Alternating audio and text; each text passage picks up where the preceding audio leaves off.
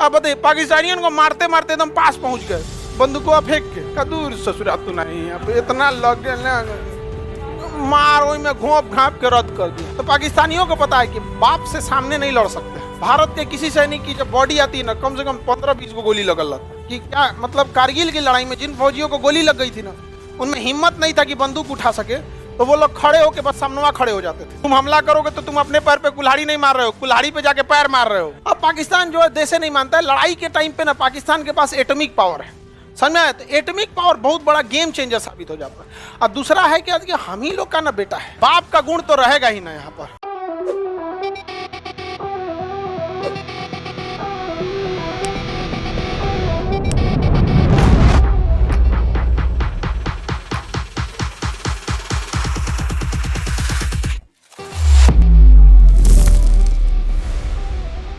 Israel क्या किया ना, अपने मोसाद, इजराइल के खुफिया एजेंट का नाम क्या है? मोसाद। वो मोसाद के एजेंट को कहाँ छोड़ दिया है? ईरान।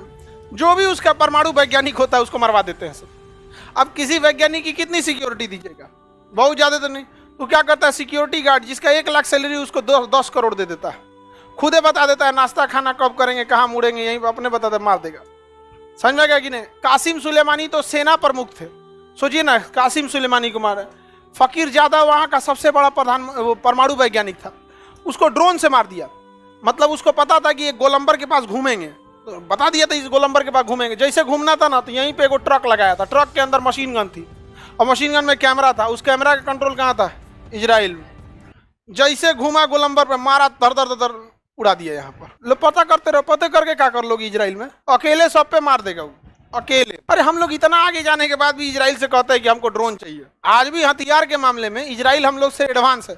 अलग बात है कि वो इतना छोटा है और हमारी इंडियन आर्मी का स्ट्रेटजी अलग है। बाकी के दुनिया के देश जो लड़ाई लड़ते हैं ना, वो लोग हथियारों से लड़ाई लड़ते हैं, और हम लोग में ना हथियार मतलब नहीं, बाद में हथियार चढ़ जाता है सब पहले ही, क्योंकि देहाते से लड़ाई चालू हुआ है। लाठी डंडा बाद में, पहले झपट के कूद जाओ, बाद में ससुरा कुछ देखा जाएगा। तो भारत का सैनिक जो होता है ना, अब खुद सोचिए ना, लखनऊ के थे कैप्टन मनोज पांडे, ठीक है, लेफ्टिनेंट थे। लड़ाई के दौरान उनका पोस्टिंग हो गया था, प्रमोशन हो गया। खुखरी से मारे थे, जो चाकू होता है ना फौज की, गुरखा रेजिमेंट का खुखरी। अब बताइए, पाकिस्तानियों को मारते मारते एकदम पास पहुंच गए, बंदूकों फेंक के का दूर ससुरा तो नहीं, यहाँ पे इतना लग गया मार, वही में घोंप घाप के रद्द कर दिया। रीजन समझिए, आपको ये मजाक लगेगा, लेकिन ये बहुत बड़ी स्ट्रेटजी है। मारेंगे ना चाकू से तो एक मरेगा और 100 ठो का हिम्मत मर जाएगा।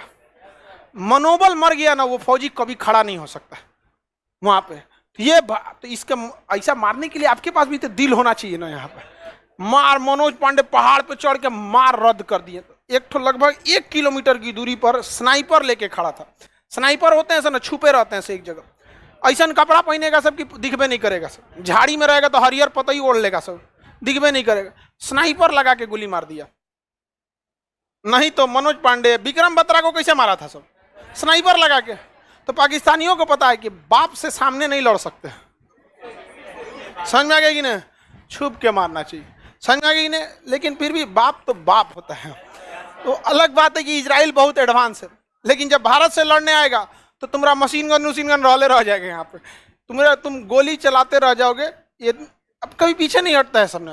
भारत के किसी सैनिक की जब बॉडी आती है ना, कम से कम 15-20 को गोली लगल रहता। इतने बहादुरी देखिएगा ना कि क्या मतलब। कारगिल की लड़ाई में जिन फौजियों को गोली लग गई थी ना, उनमें हिम्मत नहीं था कि बंदूक उठा सके, तो वो लोग खड़े होकर बस सामने खड़े हो जाते थे कि जो गोली आ रहा है अपने पे रोक ले। देख रहे हैं कि अब हम बचने वाले नहीं है, तो अपने पे रोक ले। अपने आगे बढ़ते जा रहे थे, पीछे से कवर फायरिंग पे लेके आ रहे थे सब।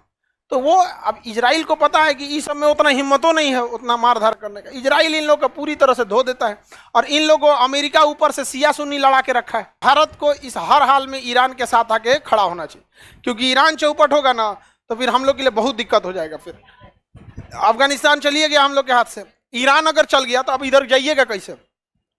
क्योंकि इराक तो सेफ ही नहीं है, मारधार चल रहा है। अफगानिस्तान सेफ नहीं है, पाकिस्तान जाने नहीं देगा। तो मिडिल ईस्ट में घुसने का या सेंट्रल एशिया में घुसने का यही एक रास्ता है, कौन? ईरान। तो भारत को भी इस पर सोचना चाहिए, एग्रेसिव नीति अपनानी चाहिए। तो हम लोग के यहाँ तो हमारा पूरा शासन मशरूमों के हाथ में है, उन सबको कुछ आता जाता है नहीं। ये देश कौन हो गया? ईरान। ईरान के सबसे बड़ा खतरा ईरान किसके लिए? इजराइल को अगर मिडिल ईस्ट में कोई टक्कर दे सकता है ना तो ईरान और पाकिस्तान, यही दो ठो दे सकते हैं सब। अब पाकिस्तान जो है देश नहीं मानता है, लड़ाई के टाइम पे ना पाकिस्तान के पास एटॉमिक पावर है, समझ में आया? तो एटॉमिक पावर बहुत बड़ा गेम चेंजर साबित हो जाता है। और दूसरा है कि हम ही लोग का ना बेटा है, बाप का गुण तो रहेगा ही ना यहाँ पर, समझ में आ गया कि नहीं आ गया? अलग बात है कि हम लोग से नहीं लड़े, लेकिन है तो भारतीय माँ का न संतान, तो भारत माँ हमेशा शेर जन्म दी है, तो कुछ ना कुछ तो असर पड़ता है। और दूसरा इसके पास असर पड़े ना पड़े परमाणु बम है, तो थोड़ा सा वो गेम चेंजर साबित हो जाता है कि अगर वो गिरेगा तबाही करेगा, और इसके पास मिसाइल भी है उस टाइप तक पहुंचाने के लिए वहां पे, तो बर्बाद हो जाएगा पाकिस्तान।